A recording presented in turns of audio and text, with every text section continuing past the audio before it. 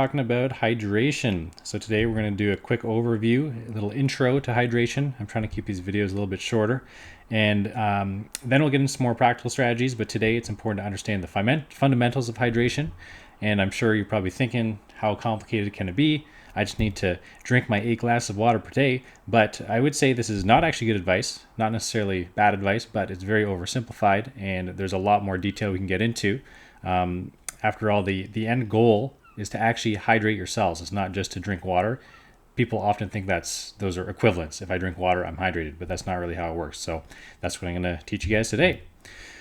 So what's wrong with the saying, drink more water, drink 8 glasses, whatever it is, sometimes more, 2 liters, 3 liters, whatever it is. But we're not really talking about what is actually in the water, first of all. So I think that's a huge issue, is the toxicity in our water. Most people are unaware that in regular tap water, there's pharmaceuticals, there's pesticides, there's often trace heavy metals. There's a bunch of stuff that ends up in our water supply, and if you're not filtering that out, you're basically putting small amounts of poison in your body every day. Okay, and I know that's not always comfortable to hear, but it's just the reality. You can check out the Environmental Working Group, or even just go take your water to get tested, and you'll see all the stuff that's in there that should not be in your body. So drinking more water that is polluted with toxins essentially is not the solution. Another thing that we don't talk about enough is what's not in your water. So when you're drinking a lot of water, or even if you are filtering it, so say you get a reverse osmosis filter to get rid of all that crap, well, suddenly you've taken everything out and there's no more minerals in the water, and which we need for proper hydration. Minerals are extremely important. And we'll get more into that later.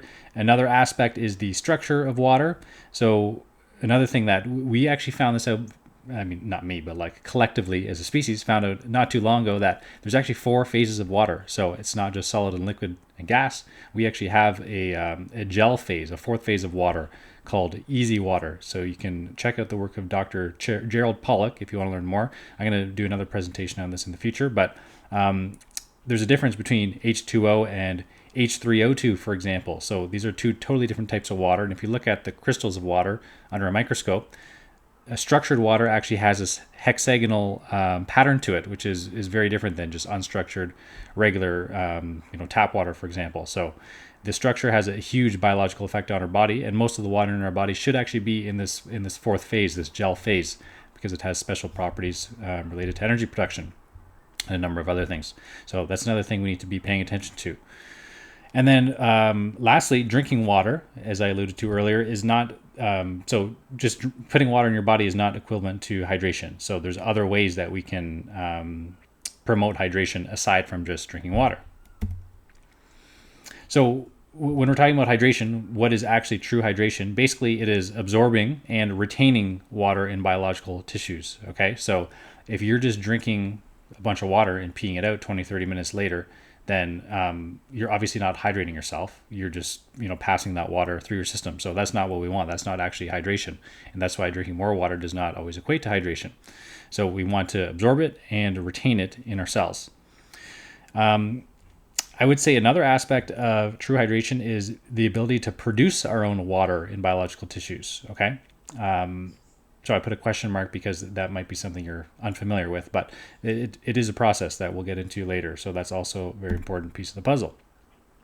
So I look at hydration from 2 different perspectives. We have exogenous hydration and endogenous. So exogenous means from outside the body. So that would be you're drinking water, eating food. So most food is actually very high in water. If you think about fruit, especially something like a watermelon, you don't even need to drink water if you're eating enough fruit, technically. I'm not necessarily advising that, but if you were to just crush watermelon all day, then you wouldn't actually need to drink any water, because you're getting water in that sense. And with most food, and particularly fruit, it's already in the structured 4th phase. So there's a lot of advantages to eating your water, so to speak.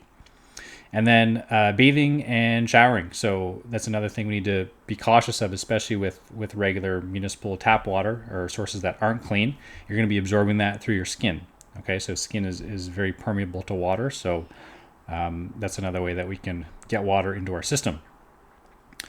Endogenously, so that is the opposite of exogenous. So endogenous means from within. So your mitochondria actually produce water. Most people don't know this, but for every I believe it's for every gram of, you know what, I'm gonna butcher this, but you produce quite a bit of water per gram of fat burnt. Okay, it's almost an equivalent amount. So your mitochondria, very important to keep those intact, and if they're functioning properly, you'll be making your own water. And that's kind of, if you think about like camels or desert animals, for example, you hear the common trivia question, what's in a camel's humps? It's not actually water, it's fat, but it might as well be water because they're going to be burning that fat and converting it into water, and that's how they can go so long without drinking water exogenously. And humans can actually do the same. If you look at a lot of hunter-gatherer tribes, especially in warmer climates, they're not actually drinking that much water. They're not crushing 2-3 liters of water per day. They have much less, but their mitochondria are very efficient at converting that fat into water. So yeah, very interesting. And I'll do a presentation on that as well in the future. So we'll dive deeper into that. And then movement. So you're not necessarily producing water with movement, but you're redistributing it throughout the body. So your fascia, the collagen network, can hold on to water, and as you move your body more, you're helping to hydrate different areas of the body. I like to think of it as a sponge. So when you're moving your body, you're contracting that sponge, which is pushing water out. But then when you relax, it's going to be able to absorb new water. So if you're just sitting stagnant all day, especially with poor posture, certain parts of your body are going to remain dehydrated. And even though there might be enough water in other areas of the body, it's not getting to where it needs to be. So that's why movement is very important for the movement of fluids in your body. Okay, so why else is this important? Water acts as a battery. So I briefly mentioned this, but with the fourth phase of water, with easy water, it actually creates a positive and negative polarity, which gives us charge. So that's how batteries work, right? So water basically acts as a battery in the body when it's in this state, and there's a lot of things that can contribute to it being in this fourth phase. And that's one of the, I believe it's one of the main ways that we produce energy. So we often talk about ATP, but Gilbert Ling, he was a scientist, I don't know exactly when, but decades ago, and he proved basically definitively that the amount of ATP needed to run all of our biological processes, we don't produce nearly enough to account for that. So there must be another source of energy in the body. And it makes sense that with the abundance of water and now what we know about easy water, it's very likely that that's a major source of energy for our body. It's not just ATP. You need water for detoxification. The solution to pollution is dilution, as they say. Someone said that, I'm not sure who, but drinking more water is going to help to dilute some of those toxins and get it out of your body. It will help promote urination for water-soluble toxins.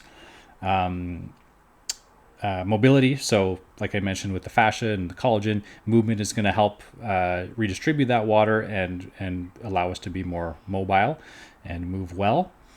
Cellular communication and transportation. So the transportation of fluids in your blood, arteries, veins, your lymph system, which is very overlooked as well. So those are all fluid-based systems. Okay, so another thing that people often don't know, they hear the stat that, so in the first row there, you can see the percent of mass, so about 65% of the body is water. That's by mass. But if we're talking about the actual molecules in our body, it's basically 99% of the actual molecules in our body are water. So that's huge. We are just water beings. So it's super important that we're paying attention to how we're treating this water. Okay, so just to go a little bit deeper, I'm going to go deeper on these topics in future presentations, but in terms of exogenous, so we need to be looking at filtered and structured drinking water. So different methods of filtering the water, and there's a bunch out there. A lot of them are not probably going to be doing a sufficient job. But then also there's different ways to structure your water. So to change it into that fourth phase of water, that H3O2 hexagonal water that's going to be more biologically compatible with us.